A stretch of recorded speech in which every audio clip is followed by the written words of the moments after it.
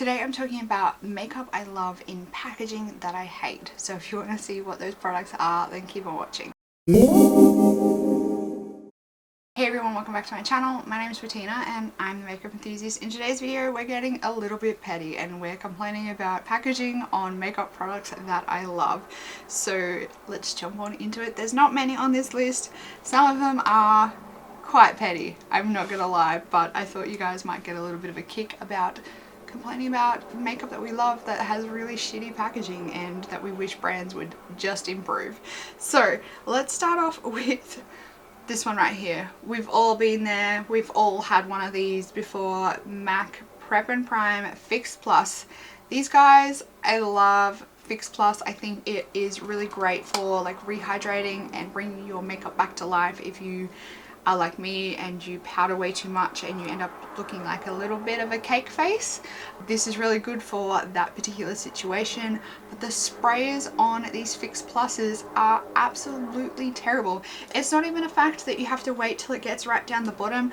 You can buy them full size and you still get them crocodile spitting on your face, and it is ridiculous that you're paying MAC prices for packaging that is as terrible as this. So I really wish that MAC would improve the spray on these bottles, because I've heard time and time again for years and years and years people having the same problem. So MAC, sort your shit out. Next is another setting spray, and it is the Too Faced Hangover RX 3-in-1 primer and setting spray.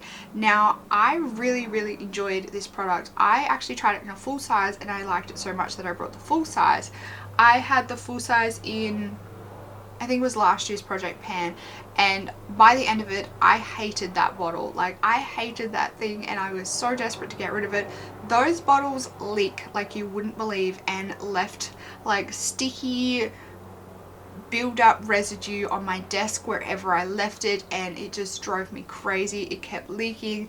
Every time I sprayed it, after I'd sprayed it, I'd have to like shake my hand off and go wash my hand because there was so much product just like spewing out of the bottle.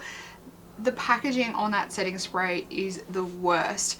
It usually takes, I think, about halfway to 3/4 through the bottle before it starts doing that, but once it gets to the point where it starts doing it, it just doesn't stop, and it is the worst spray bottle on any setting spray, even worse than this. This guy doesn't leak, it just sucks at spraying, whereas that one leaks like you wouldn't believe, and it's frustrating. It's so infuriating paying those prices for setting sprays and products like that to have them do that to you. The next one is the Rimmel Stay Matte powder. Now I think this is a fantastic powder. I think it's really good for people with really oily skin, and I think if you are like a younger person, like late teens, early 20s, that really suffers with super oily skin and you're on a tight budget, Rimmel Stay Matte powder is like, I think it's under 15, it might even be under 10 from Priceline, and they're always on sale, so you can 100% get a really good powder for really oily skin at a really good price. But the packaging on this product is ridiculous. It comes with a clear plastic cap that just sits on top of the product, and the clear plastic cracks like within days of you opening it and starting to use it, and by the end of it you barely have a lid to put on the powder. You cannot put this powder in your bag because the packaging and the lid on it breaks so easily, and I've been complaining about this for years, and I've known people that have also been complaining about this for years, and I know people that have stopped buying this product because of the packaging, because like, what's the point of having such a good powder for oily skin that you can't take on the go with you and used to touch up your makeup? So highly frustrating. Worst packaging on a powder I think I've ever tried. Next one is the Anastasia Beverly Hills Clear Brow Gel. Now this is the full size. My complaint with this is the wand on this is so big. I mean, I could probably cut this in half, but where's the fun in that? Because then I wouldn't be able to complain about it.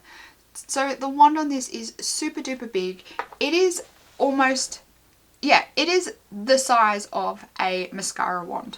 Like, I've seen mascara wands smaller than this, and by the time you, like, this is almost the size of my whole eyebrow. I am constantly like having to wipe and clean up the top of my eyebrow because I've accidentally put too much of this on my eyebrow and it just goes everywhere. It's too big. This brush is too big. It needs to be like half the size, if not a quarter of the size, and I think it would be perfect then. It's actually a really good brow gel, like it keeps them in place. Like you end up almost with brows that crack throughout the day that they hold them in place that much. But the brush, I just think the brush is way too big, and when you first open it you get way too much product on your eyebrows and you have to like almost dab a little bit off because it just puts way too much product in your eyebrows. Next are Benefit boxed products. Now this particular product is not one that I love. I do really like their blushes, but for the reason of the whole box design is probably why I'm not going to purchase them. I have them in like mini sizes, but these box blushes are so hard to get like in and around properly. I find the packaging really clumsy and cumbersome and annoying. It gets really dirty easily. And like by the end of it, this is the Hoola bronzer that I just recently panned. Like you have to break the packaging and take the pan out so you can actually get all the products because it builds up around the outside, and if you have a large brush it's really hard to get in there and get around the outside of the pan, and it's also almost impossible to press properly when it's in the box. So I broke this one just so I could get the pan out and actually use it properly. And for the last like maybe 4 months of me using this pan, I would take this out of the box every day, swirl my brush around in it and then put it back in the box. So I really don't like this box design. I hate how it comes with one of those little shitty brushes with it every time you buy a new one that everyone throws out straight away. Yeah, I wish that these were in a little bit of a better design packaging. I think the box is just really old and it's a little bit tacky. Like I don't have a problem with the box, but maybe just halve the depth of the box so people can actually get into the product properly. Next is another one of my beloved products. I'm gonna say that about all of these products because I like all of them, but Bioderma. Now this is a super duper petty complaint about this. You see how there's like a little bit left in there? That's like enough for me to clean up an eyeliner, but I can't get it out because there's a lip around the spout of the product that stops the last little dribble of the Bioderma coming out of the bottle. So yeah, I wish that they would just, you know, get rid of that little lip inside in the cap there so you can get all the product out. But other than that, it's a great product. So petty, so petty. I don't even think you're going to be able to see it, but basically inside the spout there on the other side of the hole, the wall of the spout is really deep and stops the product from coming out completely. Some Stila Magnificent Metals Shimmer and Glows and Glitter and Glows in the mini size. Now these seem to vary quite drastically. I know some people that have had these for ages and theirs haven't dried out. I know some people have had all of theirs dry out. I know some people have had their large ones dry out, some haven't. So for that reason alone, I think that Stila really need to improve their packaging on this, because obviously there's some kind of flaw in some of the products and not others, or the formula, something like that, that makes them dry out. I am in the middle ground, so I have some that have dried out completely. I have some of the minis that are fine. I have some of the minis that have dried out completely. I think all my large ones, I think all of the large ones are fine. It just seems to be the mini size and the mini packaging that dries out. But then I have two different sizes of the mini packaging, and I think it also varies between the two different mini sizes and types of packaging as well. So I wish just that there was some more consistency between these packaging and that they lasted a little bit longer, particularly the minis, because Stila bring these out all the time, and yeah, it obviously is to try and motivate you and encourage you to buy the mini pack every year, but that's highly frustrating. So I think that these, and particularly because you only use such a small amount, that the packaging should definitely be a lot better on these and help the product last for a lot longer. And I think these have a 12-month shelf life, and I know some people have had theirs dry out before the 12 months, so I think it's a little bit ridiculous when, like, even if you leave it in a dark, semi-cool, like temperate environment, they dry out even before the 12 months, which is what the packaging indicates the shelf life is. And my last one is this guy right here. So these are the Kaleidos makeup highlighters. Now, I think the packaging on these is really cool. I think it's really unique. It's like this kind of rubberized metal tin, but I just wish that these were in a palette.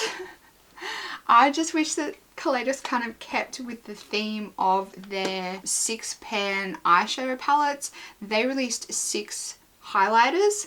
I wish that they released it in a palette and kept with like the theme of 6.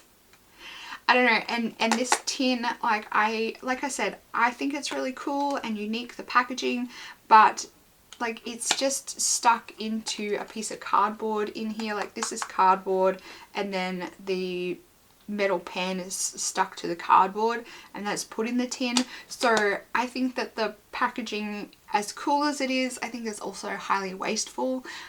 Like if you depot these, are you really going to keep the tin? I don't think most people will keep the tin. And I think also that, I think if you get in a bit of like a rough and tumble with these tins, that the lids will break off quite easily. I would imagine that they would still like clamp closed, but I don't think that the hinge on these is 100% safe. Like I don't think it's 100% top-notch quality. But yeah, like I said, I think the packaging's really cool. I think it's a really unique design, but I just don't really like it. I wish it was a palette. Particularly because they're all coloured highlighters. They're all coloured highlighters, and I think having them in a palette would be really nice to have a like coloured highlighter palette. I like the idea of the individual packaging aspect of it if you just want one particular colour, but I think for those that wanted an array of colours, particularly if you want an array of colours for inner corner highlighters, coloured highlighters on the cheeks, I think having it in a palette would be really nice, particularly because I find most of these colours work on my skin tone, and I think that they would work for deeper skin tones as well. So I think they're quite versatile. Because they are colour based, I think they're quite versatile, and I wish that they were not in the tin. As cool as it is, I wish they weren't in the tin. So there you have it. That's me being petty about packaging for 15 minutes roughly. Make sure you let me know down in the comments box what the makeup products that you love in packaging that you hate are. Don't forget to give this video a big thumbs up if you liked this video and you enjoyed me being petty about makeup packaging for 15 minutes. Don't forget to click the subscribe button down below if you are new around here, so you can continue to see my face in your subscription feed every single day in December. That's it for this video, everyone. I hope you're having a fantastic day, and I will see you in the next one. Goodbye.